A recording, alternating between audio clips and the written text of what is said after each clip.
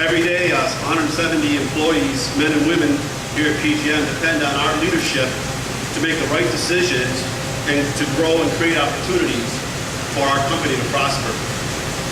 When I was asked a week ago to host the event, I said absolutely, because Joe Robach understands what it takes and what small business needs to be successful in New York State. It's now my pleasure to introduce a friend of mine and a friend of small business, Senator Joe Robach. Thank you very much, Todd. Thank you.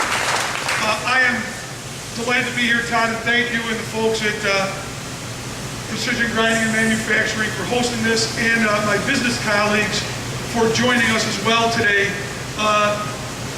I like my job. I take it very seriously, but I can tell you from listening, not talking, why I'm happy to be here and make this announcement today.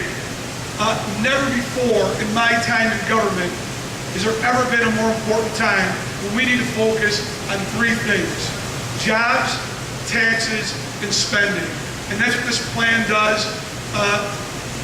Very, very important. We as government get it, move in a little different direction to make things a little bit better. And that's what today's plan does. Working with a lot of people across upstate New York, we came up with 4 simple bullets that really don't cost government very much money, but I think will go a long way to do good things. And I'd just like to review these very quickly before I turn it over to some other business leaders in the community. What this plan entails is 4 simple points. The first one is putting a cap on state spending.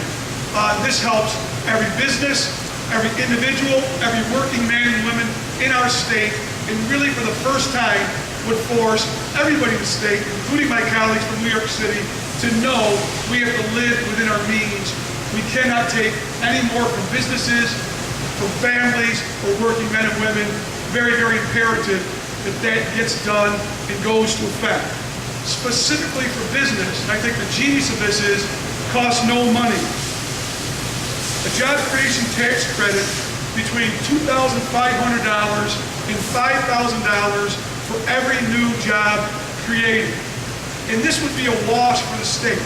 So let's just take, for example, if right where we're at, got a new line of work, and they knew they were going to put 5 more people on this job, the income taxes they would pay would virtually come right back to the company in the form of a $25,000 tax credit, which they could then know if that was coming in, they could work into their bid. At no cost to government, by giving it back to the company, we could really incentivize more jobs, and whether you're bidding inside the country or certainly outside the country for work, whether it's manufacturing or anything else, this could go a long, long way to helping this tax credit. The beauty of it is no new money comes out of government.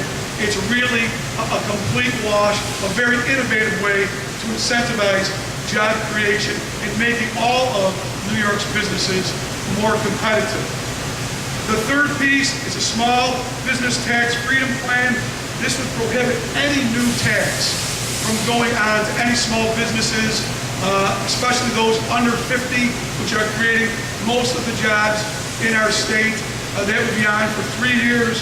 And lastly, a red tape moratorium, which would really try to diminish and not let us add any more hoops, any more paperwork, any more expenditures outside of competing for work here in New York.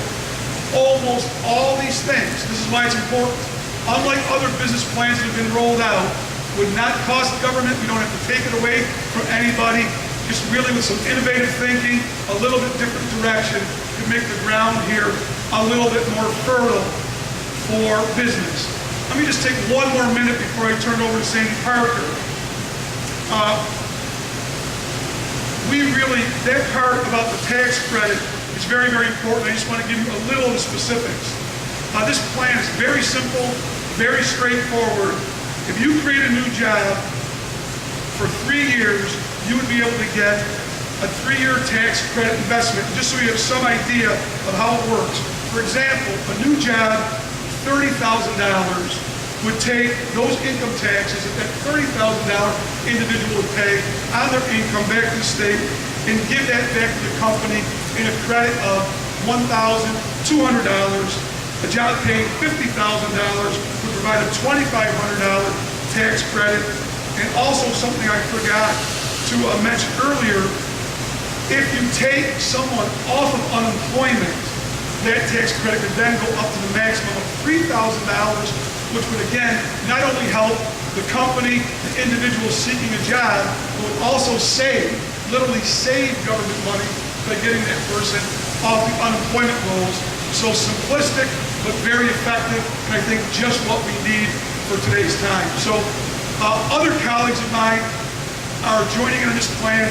They're announcing in other communities, and we're hopeful that working in a bipartisan fashion, at least the bulk and majority of this will get adopted today somehow in standalone legislation as part of the New York State budget, if not all of it. So again, I'm encouraged. I want to let some of the business leaders speak, and then we'll have some time for people's questions.